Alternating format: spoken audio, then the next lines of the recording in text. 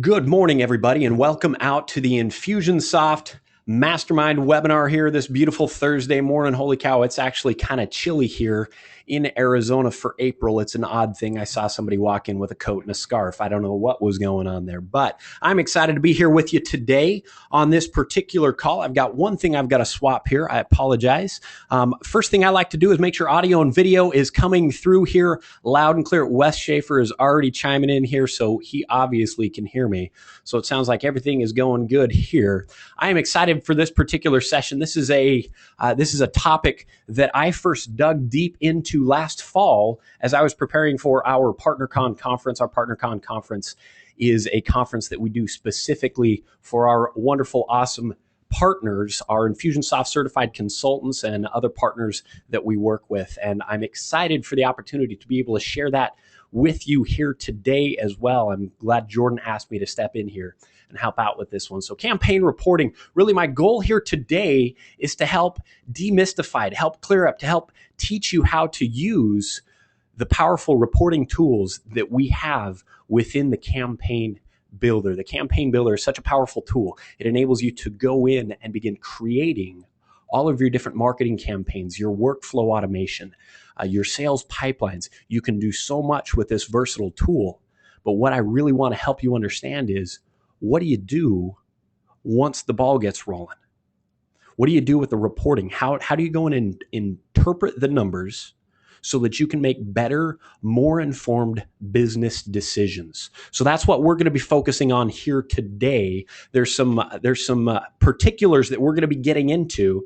And so what I want to do with this particular session is invite you guys to participate with me. This entire session is centered around, think of it as classroom participation.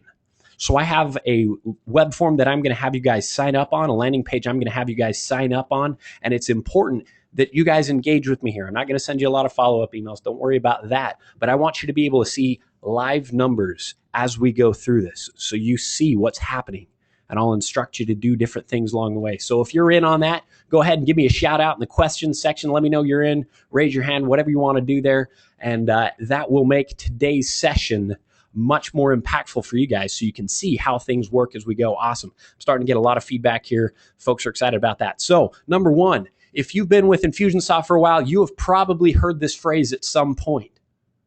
Version 1 is better than version none.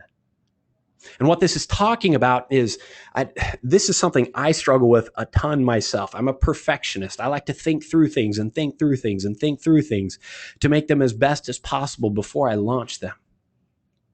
But what I've had to learn, and what you have probably encountered yourself, is that it's more important to get something out there, to get something live, and to get real life feedback from customers and prospects.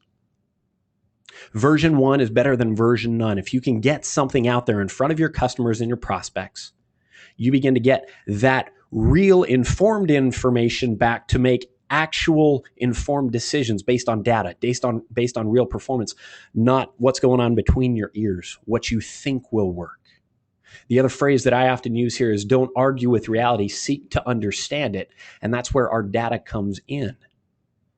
We may think that something should perform better than it is, but don't argue with reality. Find out what's working with your customers and your prospects.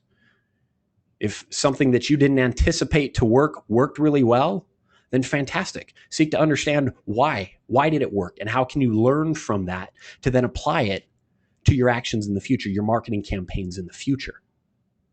So that's what we're going to talk about today. The speed to implementation. Once you get your version 1 out there, then glean that data so that you can go in and make a revision and make a revision and make a revision and begin to improve incrementally instead of trying to hit it out of the park right off the bat. So with that in mind, what we are going to be doing is we're going to walk through a campaign. I have set some things up here.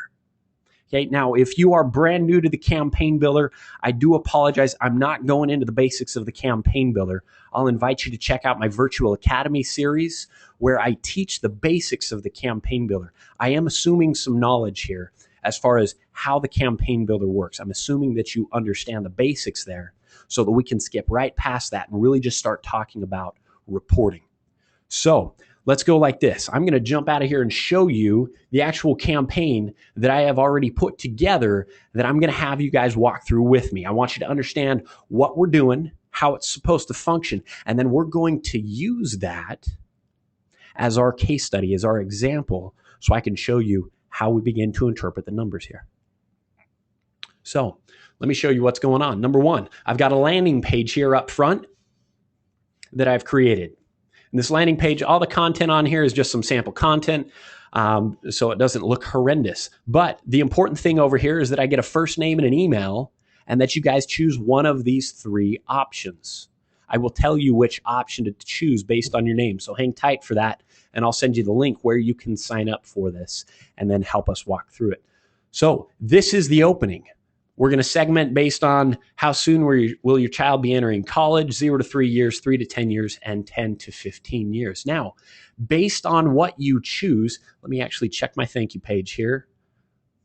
Okay, there we go. Based on what you choose, I will route you down a different path. And this is going to give us our data for demonstration here today. So we can walk down these different paths. This first one, 0 to 3 years, has an email that will go out to you. Waits 15 minutes, has a second email that will go out, then waits 30 minutes here. All of those emails each have a link in there that you can click. And that link, let's say this is our call to action. This is what we want somebody to do, how we want them to engage with us. You'll notice right here, I have a goal, and that goal is now looking at those links. Okay, so when you click on that particular link, that goal would be achieved. So what is this representing? This is representing within your business, somebody might opt in for some information. And when they opt in, we can then deliver that information to them and keep an eye on whether or not they've actually clicked to download it. Or if they've responded to a call to action, we then have our goal. So that's that top path that we're going down. Next one right here, 3 to 10 years. If I click on that one, I just have a single email in here. Okay, this is to demonstrate what will happen when somebody reaches the end of your sequence very quickly, and I'll describe that one more in detail in a moment. And then 10 to 15 years just has a single email in there. So here's what we're going to do. This is already published in live. And for those of you that aren't sure how to tell that, notice this performance tab right here. If I click performance, if I ever have the question, what's live right now, I can just click on performance and I'll see what's live. I can even dive down into my sequences to see what's going on. We'll start talking about these numbers here in just a moment. So again, let me go back to my PowerPoint presentation here. And here is how this is going to break down. Okay, I've got a link. I created a nice bit.ly link here for you, bit.ly/reporting demo. I'm actually going to copy that and just send that out to everybody. I believe I can do that here in the chat portion. So I think I just sent that out to everybody via chat, bit.ly/reporting demo. And as a reminder, please go ahead and sign up for this and follow the instructions right here. Last name, if your last name starts A through M, choose 0 to 3 years as your radio button option. If your last name starts N through Z, choose 3 to 10 years on the radio button option. And don't click the link in the email that comes out to you. So again, the whole session here, the data that we're about to roll into, it's all dependent on you guys going ahead and signing up here so we can get live data. This is classroom interaction here. So please go ahead and sign up and let's see how things are going. And I always forget to turn off the email notification on these. So by the time I get back to my email, I've got like 100 notifications. It's fantastic. So go ahead and sign up for that. Jerry asked, can I use Chrome for this? Jerry, you can use Chrome to sign up. Yes. For your campaign builder at this point, I don't believe you're able to utilize Chrome if you're designing your own campaign. So let me jump back in here again. Last name A through M, choose 0 to 3 years. If your last name is N through Z, choose 3 to 10 years. And where we're at is at bit.ly/reporting demo. And I'm going to jump over to the campaign there to kind of see what's going on. Oh, looks like a number of you have already been signing up here. Check it out. So we're going to start talking about these in depth in just a moment. All these numbers that we have going on here, what's happening. I can refresh and it will just continue to update.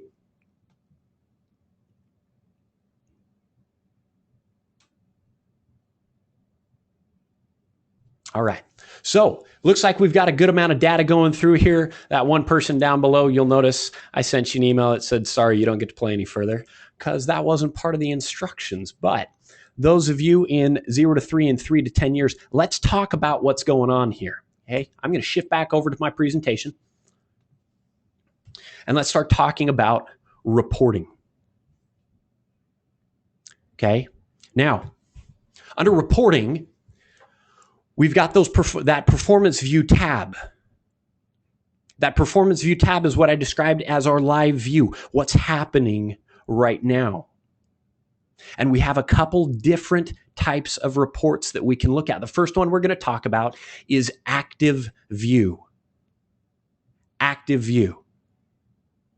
Now, under active view, what it says, what the question that it begins to answer is, where are they now?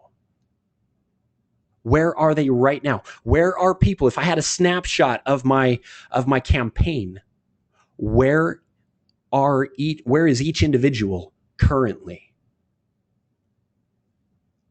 So there's a couple different types of ways to look at the information. There's a couple different sets of information that we can look at, okay? You'll notice that there's two numbers. So I put some quick screenshots here, snapshots. There's an active number, a blue number, it's on top. And then there's the little cloud down below, that queued is what we call it. The term is queued, and that's the orange number.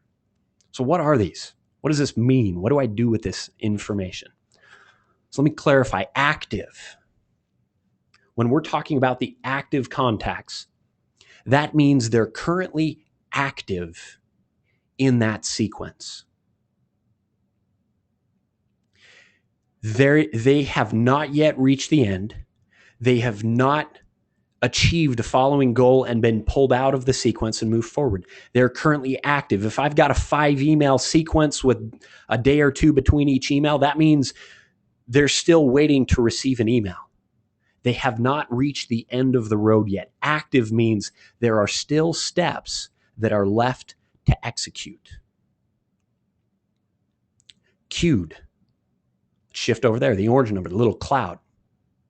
Now, one of the things I remember a year, 2 years ago, whatever it was, when I was working with our development team to create the campaign builder, one of the things that we identified as we were going through this was that with your marketing, so many times when you begin doing follow-up marketing, you begin to,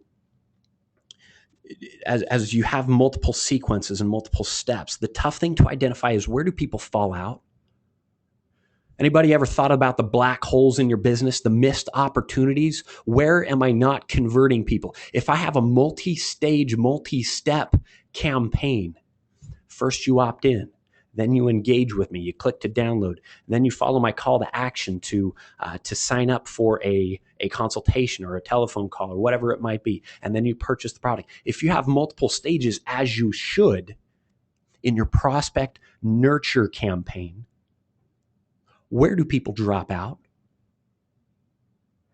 At what point are they not taking the next action? That's what queued was developed for, this queued concept, this queued number.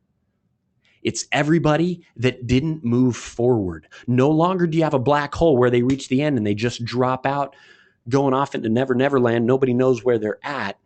No, we surface that up for you. We give that to you. And why is that important? Well, let's talk about that. I'm going to shift over to right here into the campaign builder again. Let me say refresh, and this will be updated. Notice right here, it says there are 56 active people, 0 queued. Well, why is that? I just launched the campaign. So nobody's reached the end yet. If I double click through here, you'll notice all 56 of those are still waiting to receive a second email. I go back to campaign, right down here, everybody is queued. Why is everybody queued? Because there was only one step.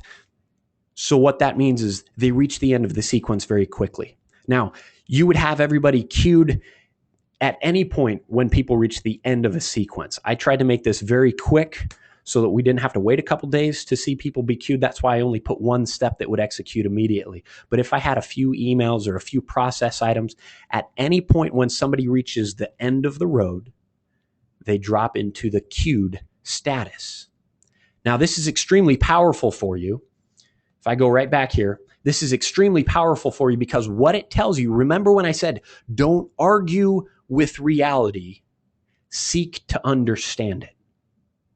I've seen too many customers, as I was a coach, too many people coming on board trying to create this elaborate campaign. They'd see what other people were doing, and they'd spend so much time trying to put together a large sequence, a large campaign, whatever it might be, that they had a lot of missed opportunity along the way. My recommendation is that you put together your version 1, you put together something simple to cover the basics, and then let the numbers tell you where you need to focus. Wherever you have large queued numbers, that's telling you where you need to go to work, where you are missing your conversions, where you are not converting people to whatever that next step is, whatever that next call to action is. Your messaging either isn't effective, it's not speaking to their needs, it's not timed appropriately, it's not correlated to the offer that they signed up for in the first place. If you have a high number of queued people, then that tells you where you need to go to work. So that's active and queued. Now I want to do one more thing here. Those of you that have already signed up in this top list, I told you not to click the link. I want you to go ahead and click the link in the email that you received if your last name starts with A through F. G through M, don't click it. But for those of you that chose that 0 to 3 years option, if your last name starts A through F, go ahead and click the link in the email that I sent you. You should have just received one at this point. So let's see if we've got some folks doing that. Again, there we go. Okay, awesome. See how that number dropped right here? Here's what happened. When you achieve a subsequent goal, you're pulled out of a sequence. So there's 3 stages in a sequence. There's 3 statuses you can have. We talked about blue is active. Orange is queued. Active means there's still steps left to execute. And active means there's still steps left to execute. Orange means that you've reached the end and you've not completed the next goal.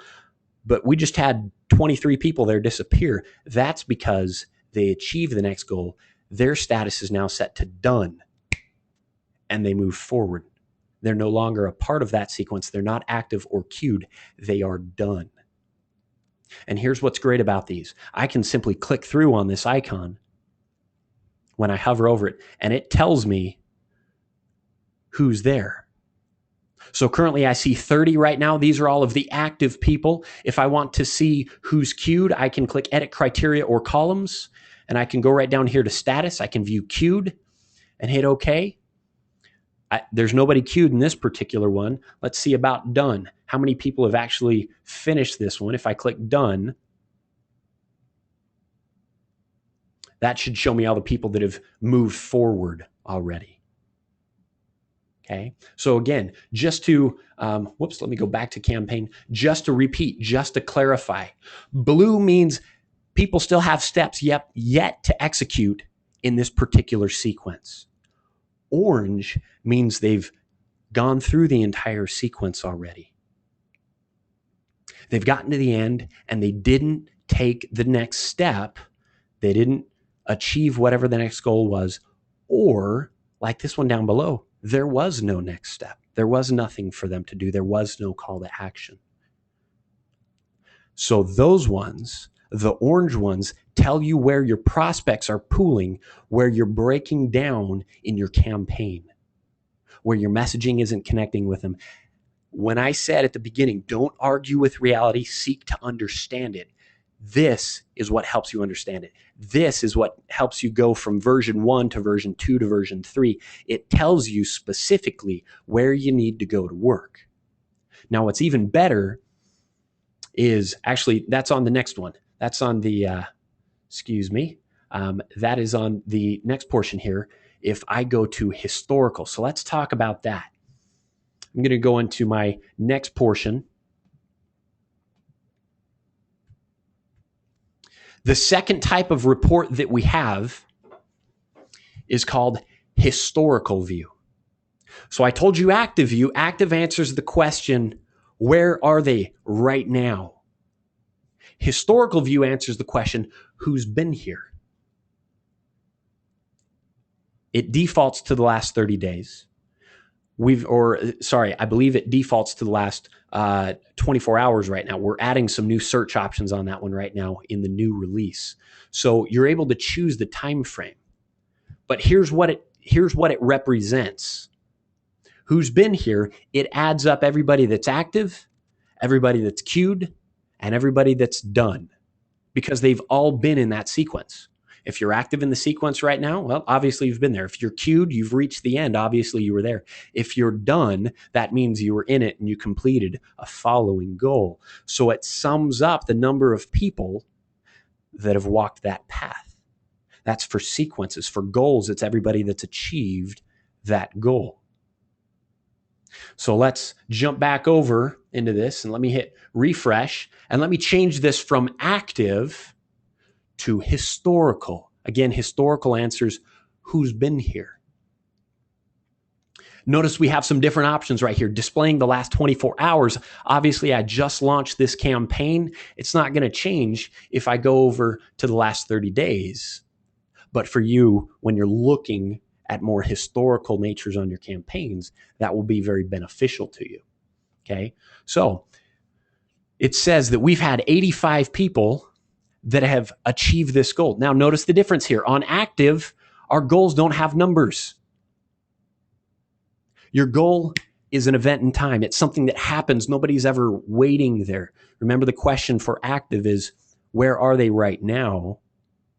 A goal just happens. Nobody's ever waiting on a goal, versus historical's tracking who's been here. So now we start getting numbers on our goals. So I had 85 people originally sign up, 58 went to 0 to 3 years, 25 went to 3 to 10 years, and 1 went to 10 to 15 years. In addition to that, notice right here how it says 28 achieved the goal of indicating interest. That was the one where they had to click a link. And those were the A through F people that are participating there, that I asked them to click that link. Now, again, this is telling us who's going where. What paths are your prospects and customers going down the most? If I'm trying to figure out, okay, which of these options are people choosing the most? Well, now I know if I'm using that decision diamond. If only one person went down to this 10 to 15 years sequence, I'm not spending my time modifying that campaign or that messaging in there. I'm not going to worry about that one. I'm going to focus on where the numbers are, where are the people going, where are the eyeballs at. That's what I'm going to start looking at. Okay. Now, that's our historical view. So we have active and we have historical. Again, active answers the question, where are they right now? Where are people at right now? Historical says, who's been here? Where have they been? Again, I can click through on this and I can view all of those people. If I go back to campaign, check this out. This is a brand new feature that we've released with our new spring release. So you may not have it yet, but it will be coming here with it, to a campaign builder near you by the end of the month when you get the new release. If I click through on that icon, on that sequence, it takes me down to the sequence level. I can see the emails. I can see my timers. What we've added now is piece level reporting. So if I want to see how this email has performed, I'm able to click on this and hover over the upper right-hand side of it. Okay. And let me, hold on, active. I need to double check on that one because it's not showing up right now. So I'll need to take a look on that one. We've just added a new feature right in here though. I need to figure out why it's not showing up. But it will be in the upper left-hand corner, and it actually gives us email piece level reporting. So follow me on Twitter. I'll post out an update on that as to why I can't make that one work right now. But anyways, that is an extra feature. What that will give us is essentially the same thing that you've got on your dashboard of your email stats. How many people have opened this? How many people have clicked to engage with it? Your social shares, your opt-outs, your spam complaints, anything like that. You can now begin to get on a piece level report. So that's something to look forward to. I'm really excited about that one. Not just overall on your sequences, but on your piece levels. Now, what do you do with that information? What do you do with your email opens, with your engagements, with your clicks, with your opt-outs? You can begin to look at that and see what's connecting with your prospects. What messaging is connecting? What types of messaging? Maybe it's formats. You want to understand what are your as far as including images and videos, is one engaging people more than another? In addition to that, something that's very important to begin looking at is your list hygiene. If you've got a series of emails in a sequence, or you have a series of process items that are taking place in here, emails specifically is what we're talking about right now. There might be a point where you see your opt-outs skyrocket and increase, or you see your spam complaints jump up really high. You'll want to know when that's at.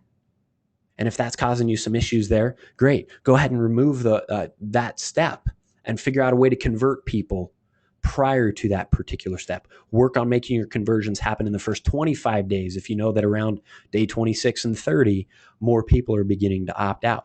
Look at the information. Look at how people are beginning to interact and engage with you. And then figure out how to work with that information. Okay, let's be smart with that. Don't argue with reality. Seek to understand it and then make informed decisions. So I'll go back to campaign here. Now, I can never have this conversation without doing a couple other things. Okay, we talked about historical and all of that. This always brings up the big question. Let's say you've gone in, you've done version 1. Let's say you followed what Scott's talking about here, and you go and you start looking at your information, your active, all those people that are active, that are queued, those that are done. You look at your historical view. You see how many people are actually achieving different goals. And you say, this is where I need to work. I'm going to go make a change right here. The question then always arises, what happens when I modify a campaign? So I want to bring some clarity to this one. Now, we're going to walk through this fairly methodically, so stick with me here. What happens when I add a new sequence after an existing sequence? That's what we're going to start with. What happens when I add a new sequence after an existing sequence? Now, that's going to be all of you that were M through Z or N through Z who chose the 3 to 10 years. There was no goal. What if I add a sequence at the end of that sequence? Here's how it'll work.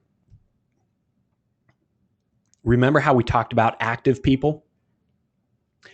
Active people currently have steps. Active contacts still have steps within that sequence to execute. When I add a sequence to the end of that sequence, it all behaves as normal. It's as if the second sequence was already there for these people. They're still continuing through their current sequence number 1. They reach the end and they automatically roll into the second sequence. What about queued people? Queued, those folks will immediately be added to the new sequence. Just like that. As soon as we add a new sequence to the end of an existing sequence, remember, that's what we're talking about up here, adding a new sequence after an existing sequence. When we add that one on and we publish, all of those people that are queued get dropped into the new sequence. So let's demonstrate that one. There is a method to my madness here. Notice we've got all these people 3 to 10 years. If I go to active, I have 25 queued people in this particular sequence. So pop quiz, if I add a new sequence to the end of this sequence right here, what's going to happen? If it's got an email in there, what's going to happen? Are those 25 people going to receive that email, or are they going to stay right where they're at? Eric says all 25 turn blue. Kara says yes. Tom says those 25 people get the email. Absolutely. Everybody that's queued will immediately get dropped into the new sequence. So let's go to edit. Check this out. I'm a Boy Scout. I came prepared. Modify a sequence after a sequence. In this particular sequence, if I click through, I have an email. Modify after sequence, email number 1. It's going to fire off an email that says, hey, thanks, you made it to the end of the road. Give me a shout out on Twitter. Let me know what you learned. Okay. So let me turn that on and say back to campaign and connect this right here. Once I hit publish, it should flush all those people out of the first one, drop them into the second one, and they'll receive the email. So here we go. Live demos, always a fun time, right? Publish, especially when I'm using our new beta app. So notice right here, it said 25. It's going through, it's doing some processing. Okay. If I refresh, notice all 25 of those now moved to the next section. It has them as active right now for a moment while it's sending out that email. But if I refresh again, looks like it's taken a little while to send out that email. There we go. Done. So all of you that were in that 3 to 10 years should have just received a second email from me. Okay. Now, that's number 1. Modifying a sequence after an existing sequence. Let's hit that one more time to clarify. If I add a new sequence after an existing sequence, those that are active, it will behave as normal. The second sequence is just like a stepping stone. It's like the next step in the process. They reach the end of the sequence they're currently in, and they flow on to the next one like it was already there. Those that are queued will immediately be added to the new sequence. Now, here's my rule of caution, my rule of thumb. That queued concept there, people will stay queued indefinitely. So if you're not looking at this for 6 months and you go add a new sequence to the end of a queued sequence or the end of a sequence where a number of people are queued, it will take everybody who is in there currently and it will move them on to the next sequence. So be very cautious on that one. I would look at this as something to encourage you to continue to revise your campaigns on a regular basis. Look at it and make decisions on it on a regular basis. So that's one thing to be aware of. Now, next section here. Adding a new sequence after an existing goal. This one's very important. This is like our top section that we were looking at. Okay, in that top section, we had the goal where some of you, A through F, actually clicked on the goal. Let me clarify how this works. Remember now, in that sequence, I have half of you that have clicked and achieved the goal and half of you that haven't. So let me talk about the difference between people that have achieved a goal and people that haven't. Remember how I said a goal is an event in time. It's something that happens. I showed you that on the active view, there are no numbers for goals because nobody's waiting on a goal. It's just something that happens. It's an event. When an event gets executed, when somebody achieves a goal, if they've achieved it before, notice right here, I'm saying this sequence right here hasn't been published. This is our ready state. If they've achieved that goal before a new sequence has been published, they will not be added to the new sequence. A goal is an event in time. Okay, so if you have achieved that goal previously, there's no sequence to add you to, then you won't be added to the next sequence. If, however, you achieve the goal after I've published, then there's a sequence for it to add you to. Okay, so this is different. It operates differently than the queue. The queue, it has everybody that's never moved past a particular sequence. They drop into this concept of a queue. We add a new sequence and it automatically moves them all forward. A goal is different. A goal is an event in time. When that goal is achieved, if there's nothing to add you to, it doesn't add you to it. Nor will it add you to it in the future if we ever put one there. But if you achieve the goal in the future and there's a sequence there, like I demonstrate over here, then you will be added to the new sequence. Okay? Now, let me do this. Let me show you how this one works. I've got another option over here. I can pull this in. I've got an email here as well. I will say ready, back to campaign, and I can connect these and publish. Now, I want to teach you a best practice as we go here as well. Because the question that always arises here is, well, what if I want the people that have achieved the goal to flow through it as well, to go in, to be added to this sequence? How do I make that happen, Scott? So I want to clarify it. Number one, by me publishing right here, let me look at historical. These 30 people will not be automatically added to the sequence. If I want them added to the following sequence, I will need to manually add them. So I'll show you how to do that. So let's go back here and let's publish. Okay, it's going to publish out this new item. Okay, so I've got 30 people right here. Unlike the active view that we had we had down below, remember modified sequence, as I refresh this, everybody was automatically moving through. That's not what happens here. So if I do want to push everybody that has achieved that goal into the next sequence, I recommend that as soon as you publish, you come through and you pull this report.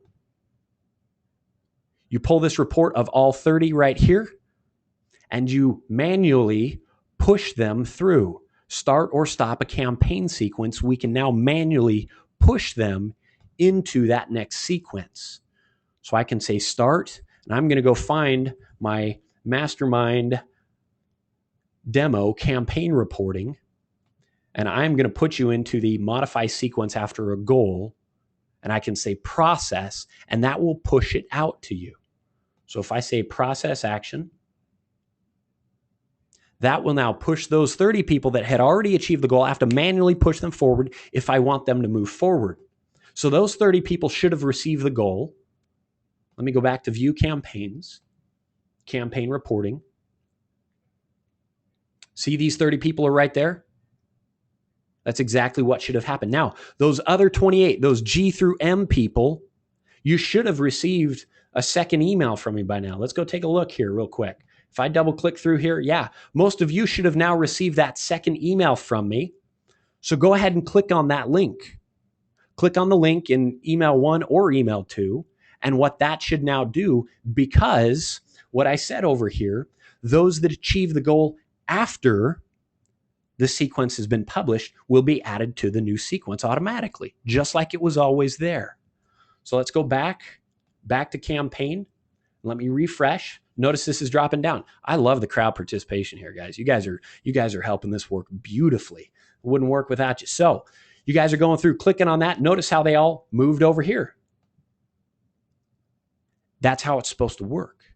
When you achieve the goal after the sequence has been published, you get passed on to the next sequence, just as if it was always there. All right? Now,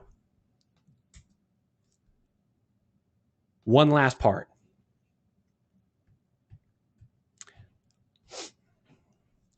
What happens when I add a new step in a sequence. What happens if I modify a step in a sequence, right? If I go through and I add a new step in middle of a sequence that people are already in. Okay, we've talked high level, adding new sequences after existing sequences after goals. What happens if I realize, you know what, I've got a missed opportunity here in this sequence? I need to add another email at the end. I need to add a stronger call to action. What happens? Let's clarify that. Now, the first thing that I'm going to clarify is who it affects. Who is subject to any changes that you make when you add a new step in a sequence. It will only affect active and queued contacts. Remember, we've got 3 different types of status for your contacts within a sequence. Active, which means there's steps that are still left to execute. Queued, which means they've reached the end of the road and they've dropped out, right? They haven't moved on to the next step. The third one is done. They've achieved the following goal. They've moved forward. We don't need to keep working with them in the current sequence. They are done.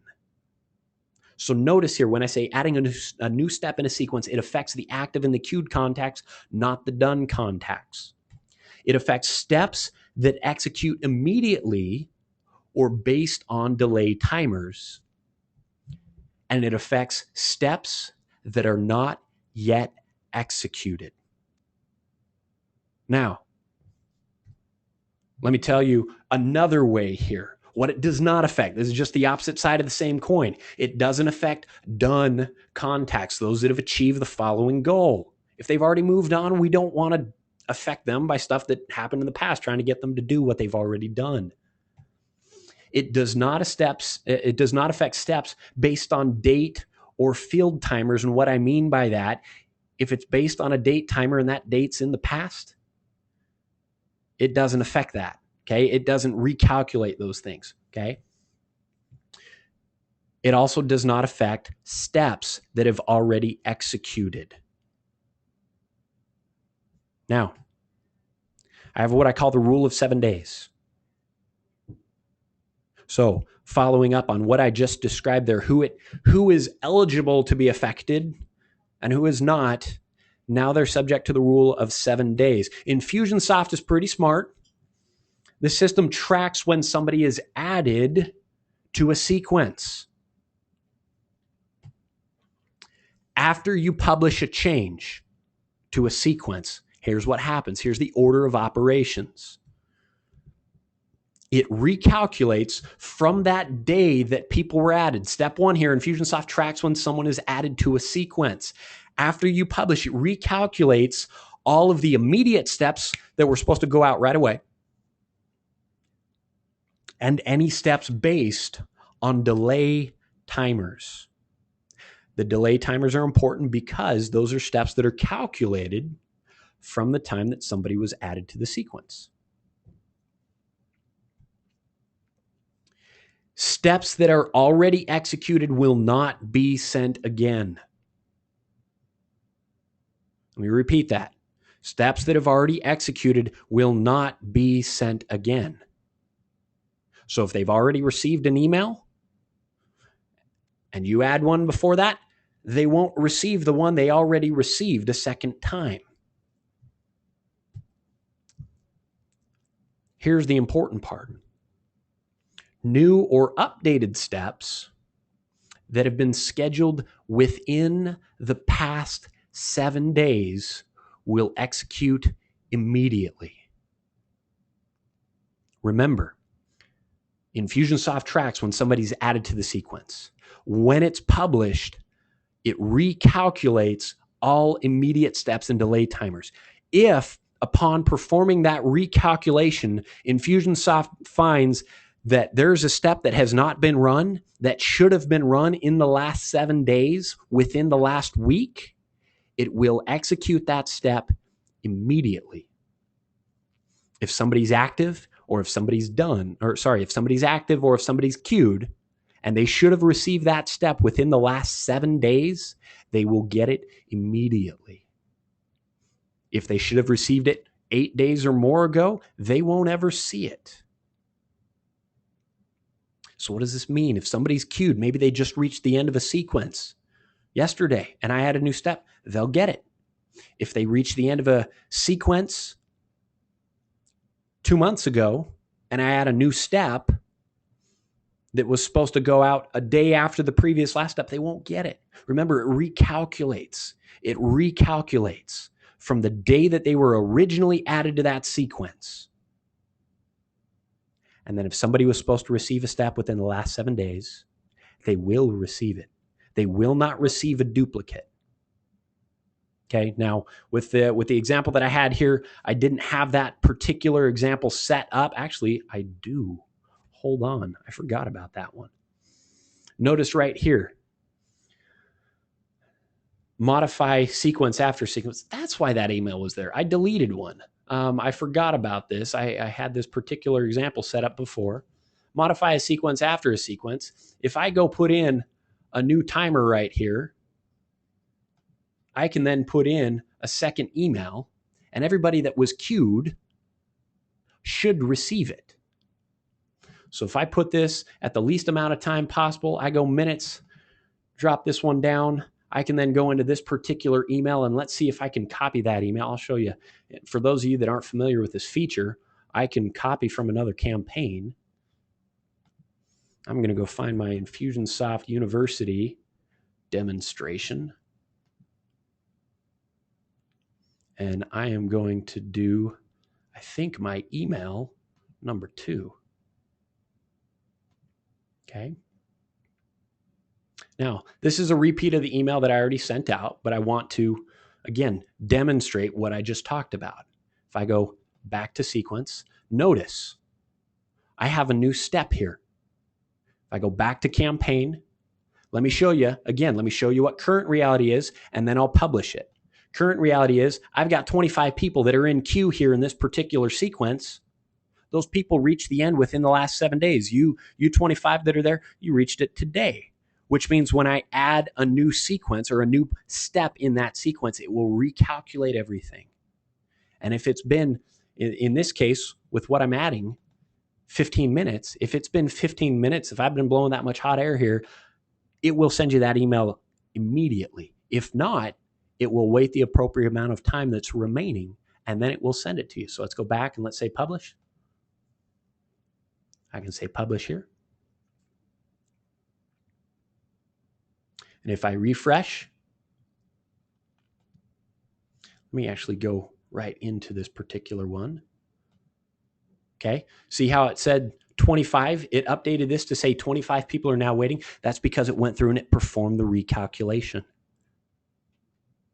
And it said, hey, there's still 25 people here who are now eligible to receive this because they were either active or queued. When we went through and we recalculated all of the information, they should have received it within the last 7 days, or it's in the future.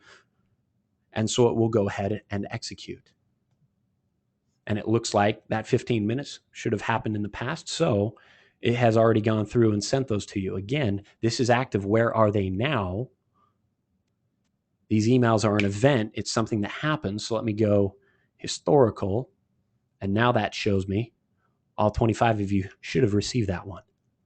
So I'm going to stop talking here. I've thrown a lot of information at you guys. Here's what I want to do. I'm going to shift into some Q&A. I know there's a lot of questions on this particular one. Before I do the Q&A, I want to ask a quick question here. How would you rate the content on today's call? Let me know how we've done. Know that we are going to go through, take some time to do some Q&A here as well. But give me some feedback here. Let me know how we did. 1, terrible waste of time. 2, I didn't learn much. All the way up to 5, I learned a ton. Do calls like this more often. Tell Jordan to bring me back sometimes. So I'll leave that up for a little bit longer while I start reviewing some of the questions here.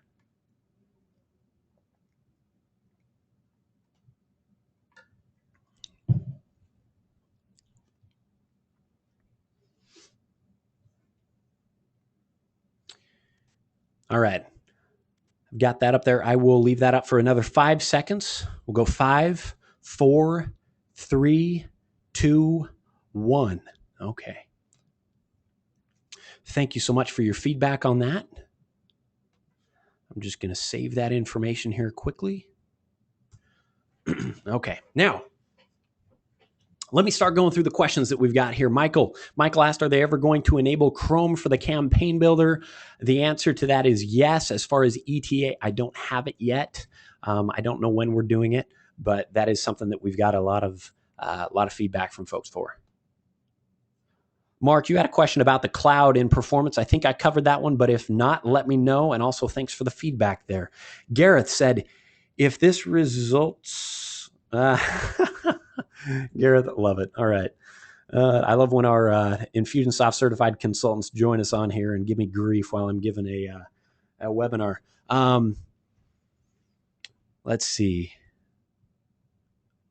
Robert said, can you repeat those things you should look at when you see large numbers of queued contacts? Okay, so let's go back to that. Queued again is that concept of where are they now? Okay, so we're talking active. Where are people right now? Are they active in a sequence or are they queued? Have they reached the end of the road? If somebody's queued, that tells you where your prospects are pooling. That tells you where you have a sequence that is not performing to get people to do the next step. If I have a goal right here, our goals represent business objectives. They represent a step that we want our prospects or customers to take or we want to achieve internally. When I have people that are hitting this queued stage, that means they've reached the end of all the steps in a sequence and they haven't moved forward. Either like this, there was nothing to move forward to, or if we were looking at this top one right here, if there's a goal to achieve, that tells me people aren't achieving that goal. They're not engaging with me to click through on a link. They're not buying a product. They're not scheduling a consultation. Whatever it might be, that tells me that messaging is not effective at getting people to take that next step. That's where I need to go to work. So Robert, it's really a missed opportunities identifier. Where do you have something that's not being effective? It surfaces that up. It identifies the people who it typically would have just dropped out, that you would have to now go pull some crazy report to find. No, we just surface those up. We keep track of everybody for you that does not move forward. Let's see. Next thing here. Gary, did that help clarify between those folks that are done and those that are queued at the end of the line? Those that are done have achieved a goal. They have to have achieved a subsequent goal. That's the only way somebody gets marked as done. Queued just means they reached the end of the line and they did not, they reached the end of the line. They reached the end of a sequence and they did not achieve the next goal. Edward, let's see. Edward says, what would you do when you want to create a sequence with 4 emails, 7 days in between? You create them and launch it. A month from now, you decide to add another email to that sequence. How do you add it to make sure that those that were queued now receive the email? Again, Edward, great question on this one. I know you asked it before we got into my explanation of that portion. It's the rule of 7 days. So if you add that, say you've got 4 emails, 7 days in between, that gives us a month till the end of it. Great.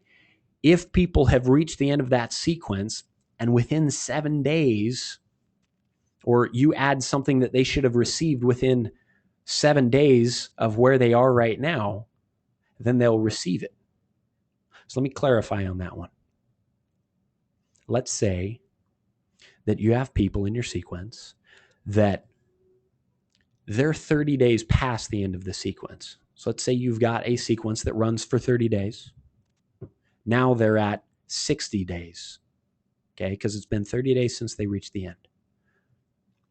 If I add an email that's supposed to be sent out on day 60, those people will get it. If I add an email that's supposed to be sent out on day 55, 5 days before where they're at right now, those people will get it. It's not saying that they have to have only finished the sequence within the last 7 days. It's the step is scheduled to execute within the past 7 days related to when they were added to the sequence. That might have just opened up a whole nother can of worms right there, but just to be clear on that one. Okay, it recalculates everything, looks at where they're at right now, looks at all the steps individually based on when they were added to the beginning of the sequence.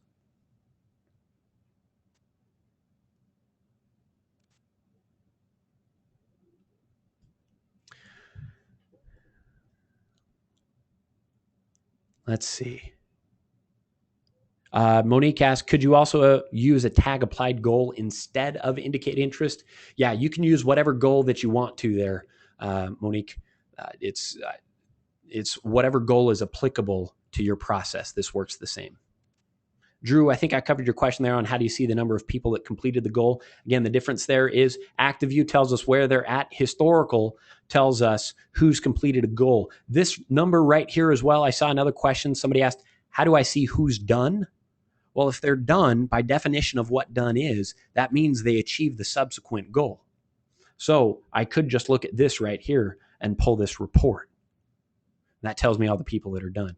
Additionally, if I wanted to click through right here on the sequence itself, there are different options. If I edit criteria or columns, I can select to see all the active people, queued people, or done. I can choose which ones I want to see.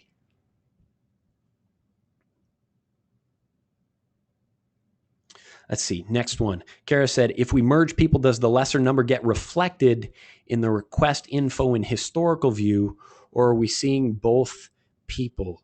Kara, if you merge people,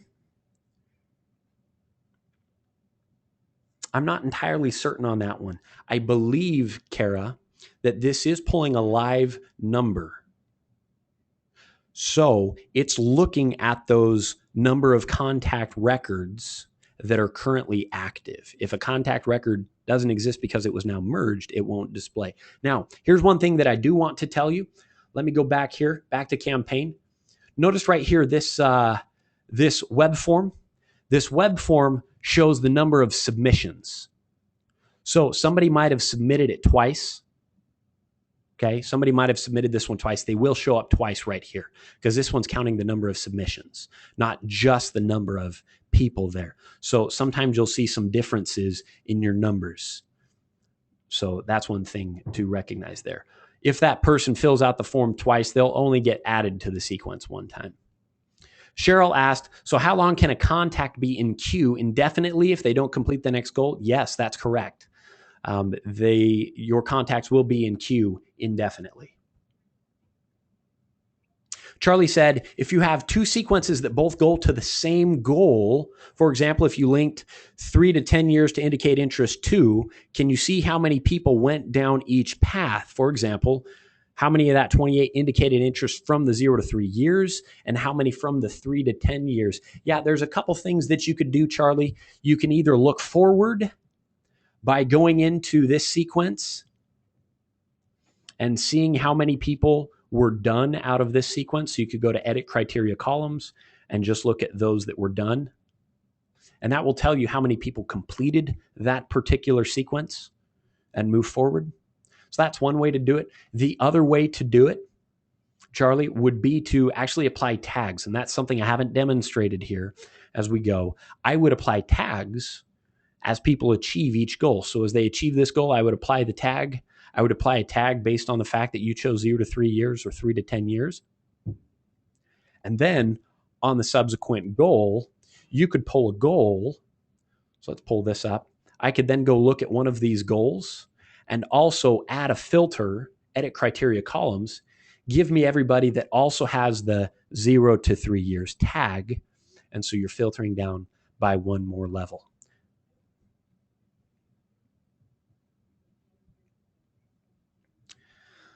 Wes, I'm glad you feel my pain. Let's see. Monique. Wes was giving me a hard time about stuff not working right when you go live. That's always fun when you do a live demo. But it's worth it. Monique, can you put the peace level report on the email on the dashboard? Monique, no, you cannot at this time. I don't know if that's something that we're even looking at right now, but you are able to come into the performance view of a campaign, go into the sequence, and pull up that particular email stats. Again, that's what I need to figure out as far as why that might not be working. Trent, good to see you here, Trent. Trent says, do we have to add a new sequence or can we just add steps to an existing sequence? I think I covered that one. So let me know, Trent, if you need some clarification there. Mark, awesome. Getting some good feedback here from folks. Again, I'm going through questions. I'm just catching up to about 30 minutes ago. So if you've been asking questions in the last couple minutes, I am working through the list there. David David asked, how do we know the number of opt-outs and where they occur? Again, David, where that's supposed to be, and I tested this last week. We're in beta right now with this new release that I'm on that should be rolling out here to you guys, I think, next week. I need to go and double check and figure out why I'm not seeing a stat. There's supposed to be a stat option right here that would give me the ability to see email stats. So David, that's what's supposed to be there. I need to check into that and see what's going on there. Deborah asked, and Deborah, I think this is back to my question here. Let me go back to campaign. Deborah was talking about this particular section here, where I added a sequence after an existing sequence. And the question was, if you put a timer before the email in the second sequence. So this one right here, if I placed a timer before this email, her question was, will the email still go out immediately? And yes, I should clarify that particular instance there. The reason the email goes out immediately is because it's immediate step. Really, to clarify what my statement was, it's not that the email will execute immediately. What I should have stated it as is it will start this sequence immediately. So if the first thing is a timer, that timer will be what starts, and people will then wait for the next email. So yes, Deborah, great question there, great clarification. Mike, I think I've clarified queued and done a few times here, and I think you'd asked the question before that. So if you need clarification, let me know. Tom said, if I have a tag-based goal and a sequence after the tag has been applied to some contact records, is the best way to add them to the new sequence to reapply the tag, or does the tag need to be removed and then reapplied? Let me read this one more time here, Tom. Me personally, yes, you can apply and remove tags. If a tag is already applied to somebody, reapplying it will not trigger something new. If they already have the tag, reapplying it doesn't trigger anything. Really, Tom, my preference is if you can't pull that list from here within the campaign builder and just manually push them forward like I demonstrated, for example, if I click right here, all of those people were queued. This shows me active. So if I needed to grab all the queued people, I can edit their criteria, go pull all the queued folks. I could pull up a list and then I can manually push them into the next campaign sequence. I hate using tags just to start and stop stuff, especially for one-time things like you're talking about here. Okay, when you need them, it's a great tool, but I hate using it as a crutch. So, Tom, what I'd recommend, if it's a one-time thing that you need to do, pull that list and just click start or stop campaign. You can do the same thing from within your contact section. If you pull up a list of your contacts, maybe you could pull a list by that tag. And instead of removing and reapplying that tag, you can simply, from a contact list, click actions, start or stop a campaign sequence, and manually push them in to the next sequence. Does that help there, Tom? Let me know if you need some clarification. Okay, awesome. Jerry said her link took her to Twitter. Fantastic. That was the goal. Made it easy there if you wanted to give me a shout out. So, Paul, you missed out on the party. Paul said, bummed I missed the start, Scott, missing all your emails. Paul, I will post the recording. For those of you that are on the recording, you'll hear this at the very end, but it won't work quite the same since I have gone in and turned on some of these as we go. But Paul, hey, absolutely. You can go sign up for it and see what was going on there. Farron asked, why are people still active in the last one? Let's see if I've still got that here. Back to campaign. Farron was asking, why were people still active? He noticed that when we pushed people through to this sequence, they were still active. And the question was, why? Farron, that actually brings up a really great point and a best practice that I like to coach. Notice in here, I had a goal or I had an email, but then I had a timer that waited 15 minutes. Now, the reason I did that was to allow those people to stay in the active stage there for a little while for my demonstration purposes. But I actually recommend, as a best practice, at the end of all of your sequences, put a timer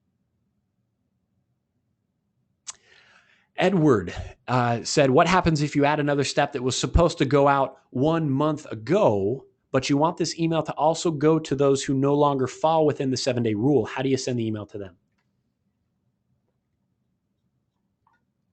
Good question there, Edward. You got a couple options on that one. What you could do when I've seen this one happen, Edward, remember, within the same sequence, the rule of 7 days applies.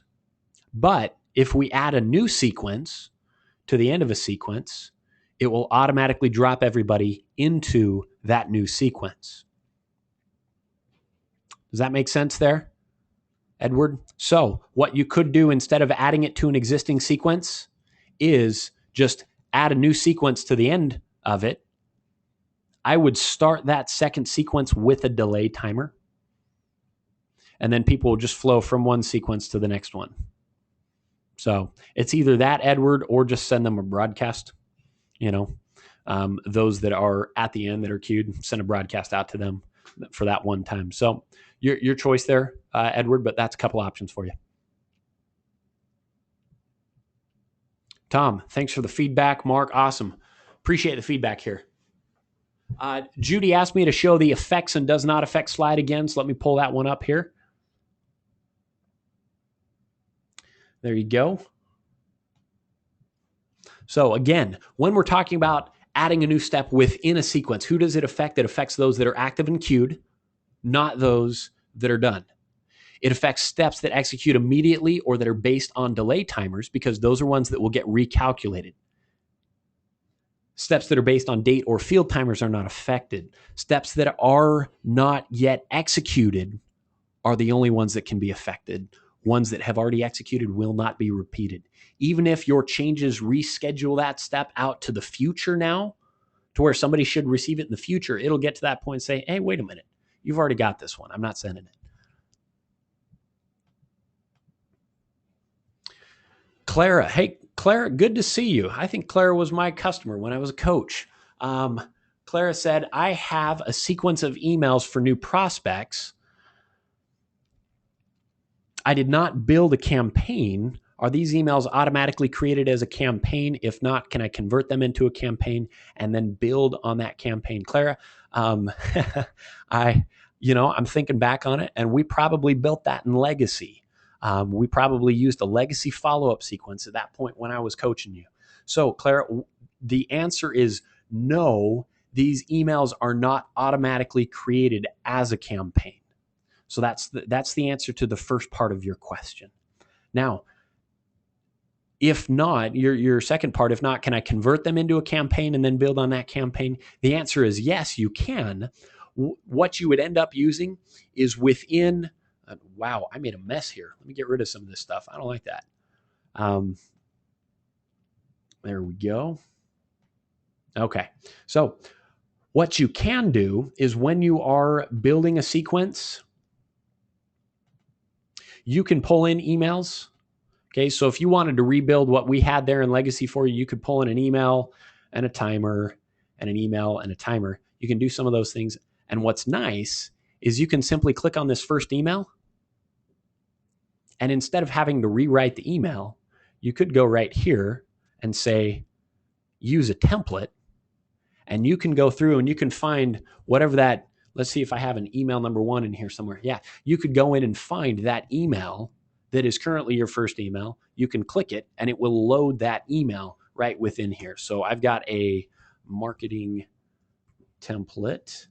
I could click on one of these and it would automatically load that email within here. So it becomes a fairly quick process. You don't have to recreate everything, but that is something that could be done for you. I know we've got a number of ICCs on the call. If there's anybody that's interested in doing that kind of work, Clara, I don't know if you want to hire somebody to help you out with that as well, but we have a great Infusionsoft certified consultants community as well that you could work with. And if you didn't want to get in there and get your hands too dirty doing that, you could go to marketplace.infusionsoft.com, click on consultants, and find some folks there that would help you. Hopefully that points you in the right direction. David, awesome. Thanks for the feedback. Christopher, awesome. It looks like this was a pretty popular topic. A lot of folks like this one. So glad to hear that. Let's see. Gary said, how can you design a campaign email based on an existing template? It seems like I have to start from scratch every time. Gary, are you still with us here? I'm trying to look real quick. Yeah, looks like Gary's still with us. Gary, we have added a brand new feature to speak to that specific concern. You are correct. You have not had the ability to set a default. What you have been able to do is pull in a template, but the new feature that we're offering now is, and it's coming out in this next release, it's something called the Branding Center, Gary, and this is where you can go in and you can define your default email templates for campaigns, for broadcasts, for single emails, follow-up sequences, all kinds of stuff there, Gary. So that's something to look forward to there.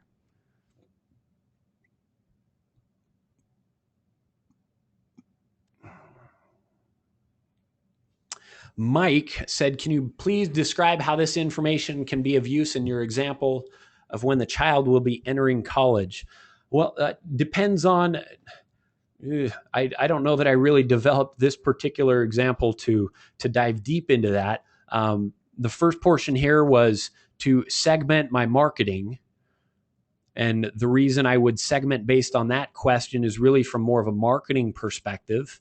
What type of messaging do I need to send to these people? Based on time frames, my messaging would be different because the urgency is different. The sense of urgency is very different. So in this particular example, the reason I use that is to speak to what's one question that you can ask that would most drastically impact or shift your mode of messaging. Now, with everything after this, everything after that initial question, the reason, or I don't really have reasoning behind all of it except to really demonstrate here how this all works. So I don't have a lot deeper to go on it than that, Mike. Amy asked, was this webinar recorded? Yes, I have it recording, and as long as everything works properly with GoToMeeting, I will get this one posted up and made available to view in the future. Clark asked, how would you start an event campaign again? Same event by new date. Clark, I believe you can. Well, really, the bigger question there, Clark, is it for the same people?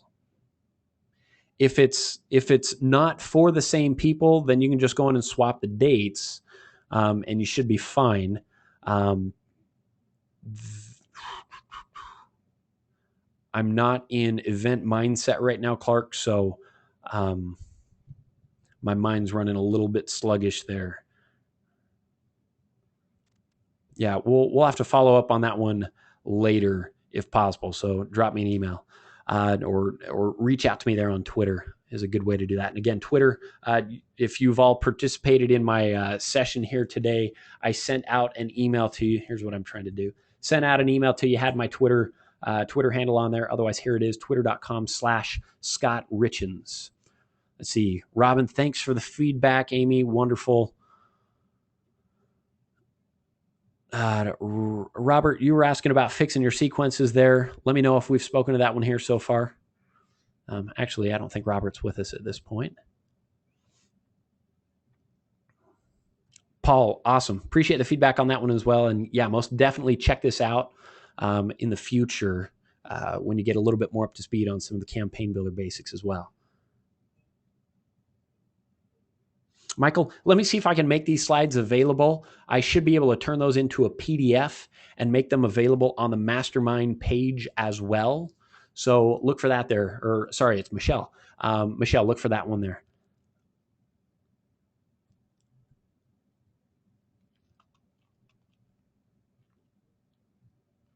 Let's see. Arthur said,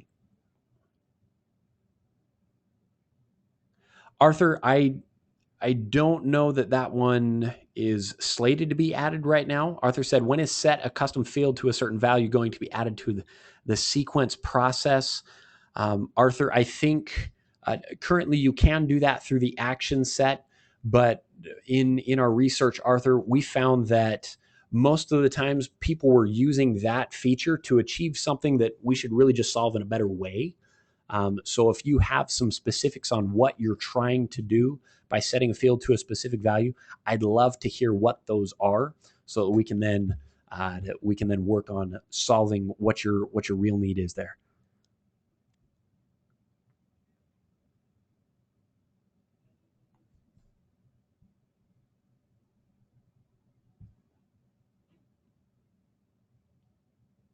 Hey, Edward, that's a creative idea. Going back to Edward's still having some questions about modifying an existing sequence. He says, if you have a campaign that you want to add new steps in the future, would you add a large delay timer, say 6 months to the end? Then, when in 30 days you have that email ready, what would you do? Just come in and change the timer back to 30 days to have this new email be sent to everybody that was being held? Yeah, I think so. Playing around with things, a step that's already executed won't be executed again. That becomes a little bit dicey there, Edward, but I believe it would work. You just have to look at your numbers real carefully. Christopher, did I answer your question on where do you see when people are done? I think I did. Basically, you got to use the historical view, or you've got to modify the active view report. Okay, awesome. Charlie, what if a sequence is not set to stop on a goal completion, green, not blue? I think, Charlie, great question on that one. I think those people will run out to the end. They remain active. Okay, so that is one difference there. When you have a subsequent goal that is achieved and a sequence is not designed to stop when somebody achieves the following goal, Charlie, I believe they are not marked as done. They remain active, and then they drop into the queued queued status. Great question there. Nidal, I don't think I have an article about the 7 days rule, but I will go ahead and post this information along with the recording. I'll post my slides with it.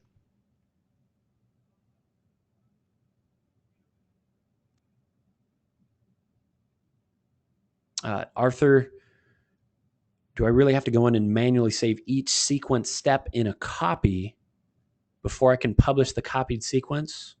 As far as making them, publishing them, I think you do have to mark them as ready.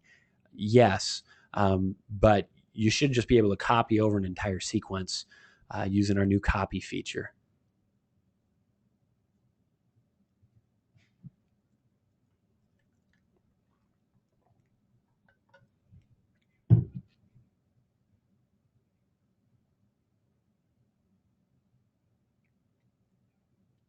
Chris, if I put up a 20 email sequence, am I better off putting all emails in one sequence, or put one email per sequence and a link to move to the next email? I want to see where they opt out. And can I do it if I put all 20 in the same sequence?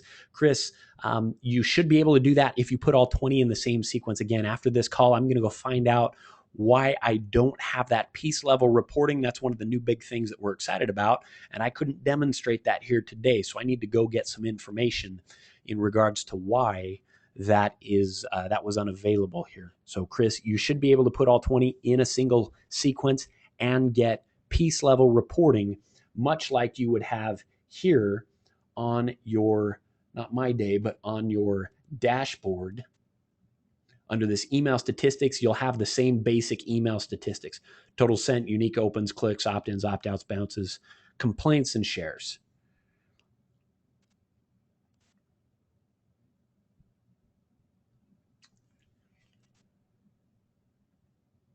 Edward, let's see.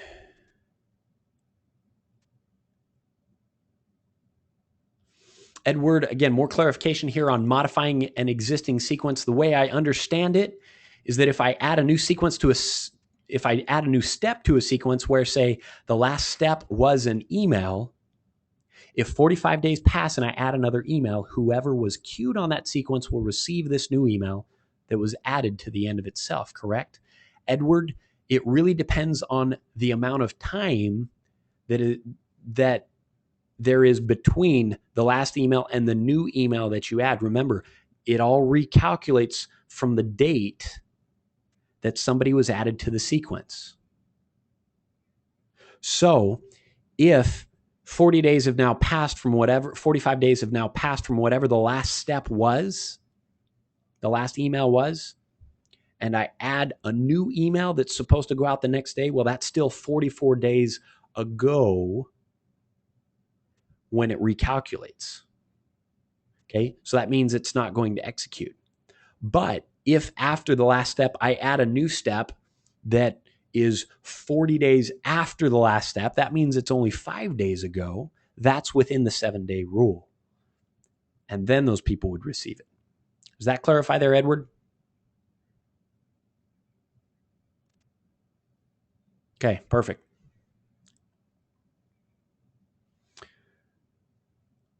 Mike, regarding the 7-day rule, if I add a 14-day delay timer and an email to an existing campaign, so we've got a 14-day delay timer and an email. If somebody who was queued for less than 7 days, would they still receive the next email immediately or in 14 days? If they were queued 11 days ago, would they still not receive the email, even though the delay timer was 14 days? Okay, the key here, Mike, again, great question, great observation. The key here is the dates are recalculated. So it's not based on the day when you add the email, like you physically go into your campaign builder and you add the email. It's not based on that or when you publish it. It's based on the recalculation. So if it goes through and it says, okay, here's the day when they started it, and your first email delayed 1 day, your second email delayed 2 days, your third email delayed 2 days, and now we do a 14-day delay, it adds all of that up and says, how would all of these steps have executed based on the new timers that have been set up? So if based on those new timers, that 14 days is now out in the future, great. You'll just receive it whenever you should have received it. If it was in the past 7 days, you'll receive it immediately. And if after that recalculation, it was more than 7 days ago, you will not receive it. Does that help there, Mike? Okay, perfect. Nidal said, if my goal is buying a product, what happens if someone bought the product last year? Does the campaign stop? Or does it only look if someone bought after the campaign was published in the last 7 days? Nidal, events are, or goals are events in time. So if you're wanting a sequence to start or a sequence to stop based on somebody achieving a goal that is a product purchase or any other goal, a goal is an event in time. It happens. So anybody that's purchased previously, that product would not be affected by a new goal that you publish related to that product. It would only affect people moving forward. Same thing with a tag applied goal, same thing with a web form or a link click or a note applied. It doesn't, goals are not retroactive.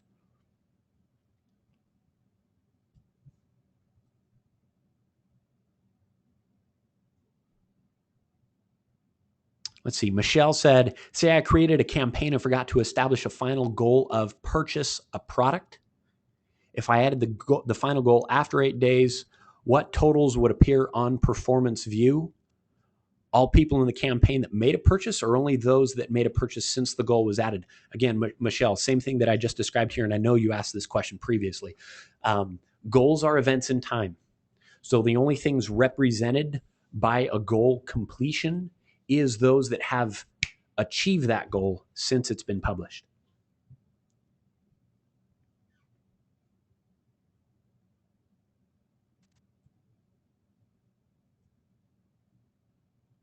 Chris, awesome. Love that you heard that delay timer there at the end of a sequence. Chase said, should the human timer delay, like I was saying, that response time from hot lead to nurture be at the end of the hot sequence or the top of the nurture sequence? Chase, great question. Chase is asking, should I put it at the end of this sequence or the beginning of this next sequence? Chase, I would put it at the end of this sequence. Put it at the end of the first sequence, not the beginning of the next one, because the action of moving somebody from one sequence to the next is why we want to put that delay timer in the first sequence. We want to delay the action of them being moved from one sequence to the next, the action of them being moved from active to queued. Perfect. Hey, great question. Again, awesome. Appreciate the feedback here. Love that you guys have received so much from here. Christopher, again, great clarification. Again, going back to the delay timer and my recommendation of putting a delay timer at the end of a sequence. Christoph says delay timer is great, but what about people who respond immediately? Doesn't that hold them back from moving on? It does not at all, Christoph. When a goal is achieved, it's like people are playing leapfrog. They get to jump ahead to the front of the line. Whenever they achieve a goal, this sequence can be set to stop immediately. And as soon as they achieve that goal, it jumps them forward. It stops this sequence. None of the delays matter anymore. It stops that sequence and moves them forward to the next sequence. So the delays don't stop people at all.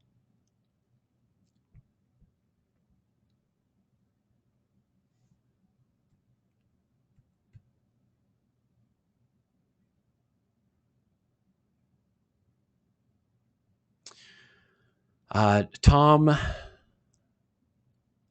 asking an API question here.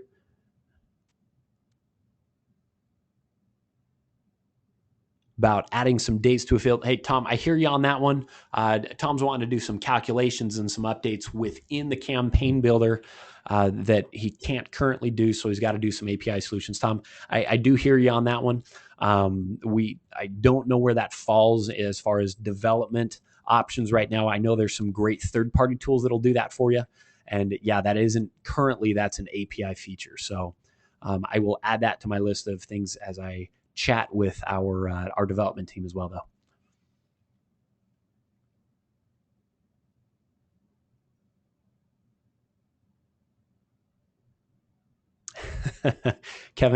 Kevin saying Get College Funded is actually a company that uses Infusionsoft and helps you with your customers. So too funny. Yeah, I'm not even familiar with them there, Kevin. So good to know. Nadal asked, how do I export a campaign and import it to another application? Nadal, currently that's not a feature that you have access to there, that you're able to export and import to other applications.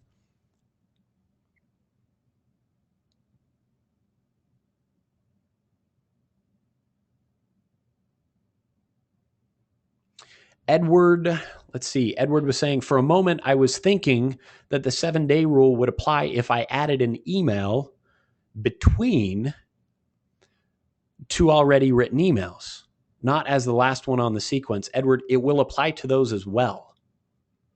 Okay. The 7-day rule will apply to any modifications to a sequence. It will recalculate everything. So if I have, let me go right here. If I have this sequence right here and it's already executed, I've already got people that have received all of this stuff. Right, Edward? I've got people that have received the first email, the 15 minutes waited, they received the second email, so they're all queued. Well, I could go back to the beginning here and I could put in a new apply tag option, or let me get rid of that. I could pull in, let's say I pull in another email and I realize, you know what? I wanted an email to go out up front in between these. I could publish out this email and it would be sent out to people immediately. Okay. So Edward, it does impact any modifications made in between these as well. So it's not just the upfront. It could also be if I added those steps right in here. So I add a new delay timer here and I add a new communication, new email here. Okay. Again, it recalculates everything. And so it would go through and recalculate these. Let's say this now I say wait 3 days. And I turn this on and I publish. Well, it recalculates. So everybody that was added to this sequence was added today because I just launched it. So it will say, all right, when did everybody start? They started today. Great, let's recalculate it. Well, this email should still go out immediately, and it's already been sent to them. It's already been executed, so nobody will receive it. Now I'm supposed to wait 3 days. When I wait 3 days, then this email will need to be sent out. So 3 days from today is in the future. 3 days from when people were added to this sequence, everybody was added today. 3 days from today is in the future. So this email will be sent to them 3 days from now. Then it'll wait 15 minutes and it will send this email because this email is now scheduled out in the future. However, it does not affect steps that have already been executed. So while the last email has already been scheduled, it's scheduled to be sent in the future. For all of you, you've already received it. So the system's smart enough to know that it will not send it again. If you hadn't yet received it, it would be moved forward and then you'd receive it on whatever the new timeline is. Does that help there, Edward? We gaining some more clarity here?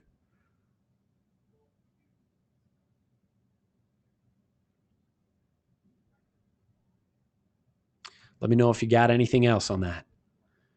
Again, we've got there's some nuances to this one. I know, I recognize that, but that's why I want to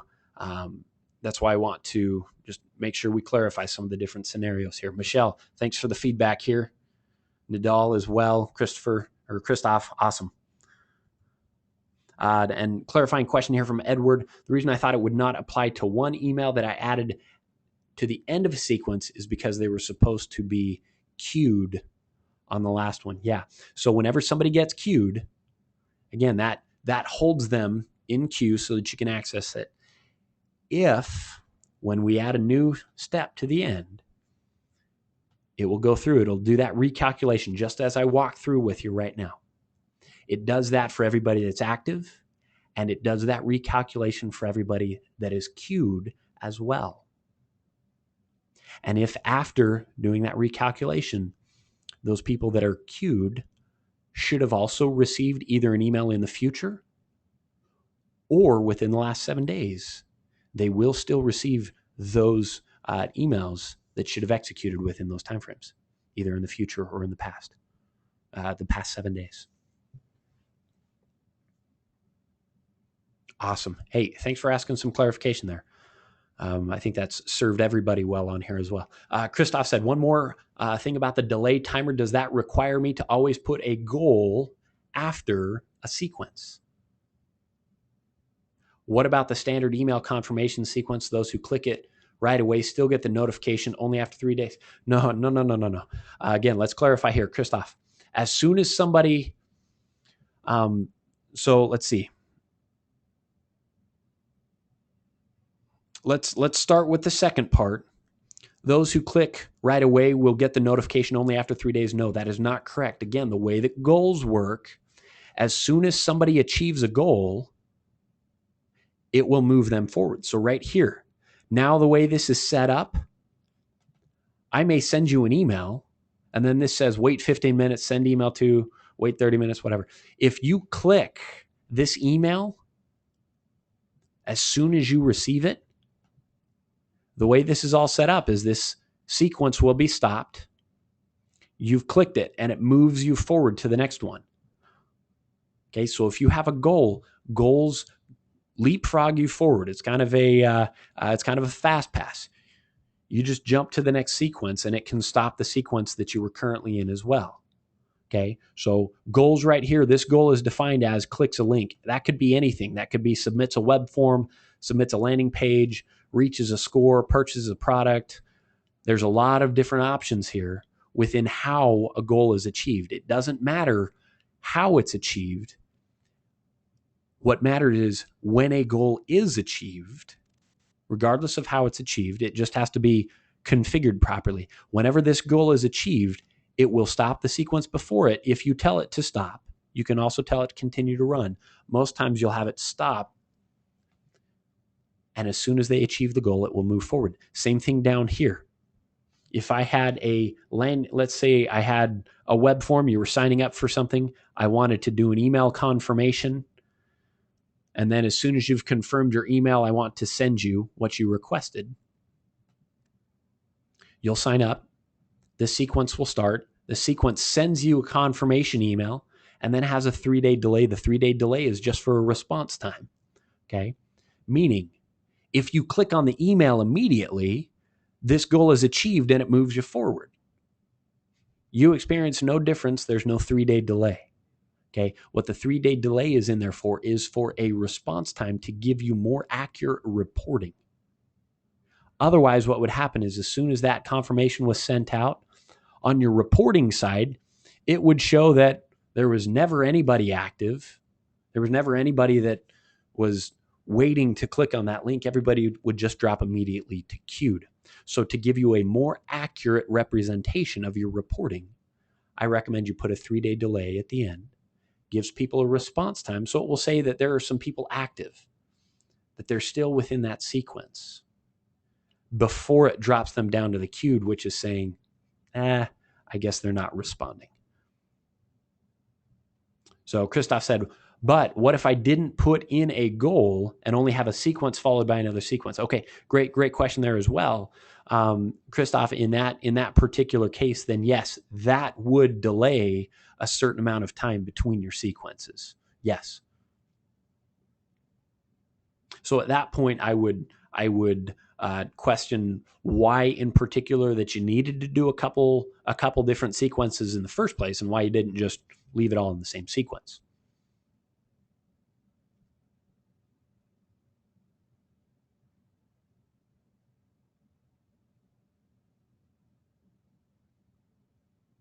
Edward, one more clarification here. Since the 7-day rule applies to the last email inside the sequence, I guess I will have to pull out the report and see who would not apply to receive them automatically and manually do a broadcast. Would that be the best way to do it? Edward, if that's an email that you want in there forever after in the future, that would be a quick, easy way to do it. Edward, is just pull that report of folks that would not be receiving it, would not have been impacted by it, and then drop them an email. Reason why that would be beneficial is everybody in the future would then receive it at the appropriate time that you want them to. You just need to make that modification for right now. Again, the alternative to that, Edward, would be to simply add another sequence, which would then drop everybody who is queued into that new sequence, and you could just put the appropriate amount of delay there as well. Kind of like Christoph was just asking here, as far as adding a delay to the end of a sequence, that impacts the start of the next sequence. Edward, you could actually just do the same thing. Okay, awesome. It looks like we've reached the end of the questions here. Again, thank you everybody for your participation. This would not have gone off the way it did without you guys being very active, following instructions and participating so that we could demonstrate how all of these work, the active, the queued, the done, what happens when you click through on sequences. So again, thank you so much for being here today, for participating, and for giving me the chance to clarify how this has gone. Again, if you think there are others out there that would benefit from this, I just ask you to help get the word out. Give me a shout out on that one. Let people know what we've covered here today. Throw in an @ScottRichens, a #Infusionsoft on that, and I will get this thing posted up in the Mastermind archives as quickly as possible so that other Infusionsoft users can take advantage of this type of information as well. So thanks so much for everybody's help, for your participation today, and I look forward to seeing you on a future Mastermind call. Thanks so much for being here. Have a great day.